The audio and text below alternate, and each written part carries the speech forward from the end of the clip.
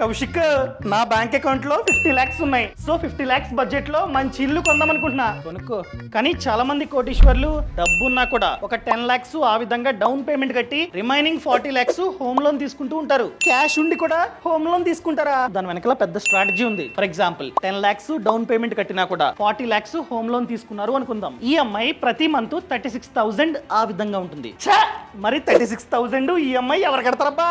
వీళ్ళు ఏం చేస్తారంటే హోమ్ లోన్ తీసుకోగానే పక్కన పెట్టిన 40 lakhs ని ఒకేసారి మంచి ఇండెక్స్ మ్యూచువల్ ఫండ్ లో ఇన్వెస్ట్మెంట్ చేస్తారు. ఇన్వెస్ట్మెంట్ చేసే టైంలోనే సిస్టమాటిక్ విత్ డ్రావల్ ప్లాన్ ని చూస్ చేసుకుంటారు. అక్కడే అడుగుతుంది మంత్లీ ఎంత డబ్బు విత్ డ్రా అయ్యి మీ బ్యాంక్ అకౌంట్ లో పడాలి అని చెప్పి అడుగుతుంది. ఇక్కడ ఈఎంఐ 36,000 కాబట్టి 36,000 ని చూస్ చేసుకుంటారు. సో ప్రతి మంత్ 36,000 విత్ డ్రా అయ్యి వాళ్ళ బ్యాంక్ అకౌంట్ లో పడుతుంది. దాన్నే ఈఎంఐ రూపంలో కడుతూ ఉంటారు. సో అంత డబ్బు విత్ డ్రా అయినా కూడా 20 years తర్వాత 50 lakhs కంటే ఎక్కువ డబ్బు మనకైతే వస్తుంది.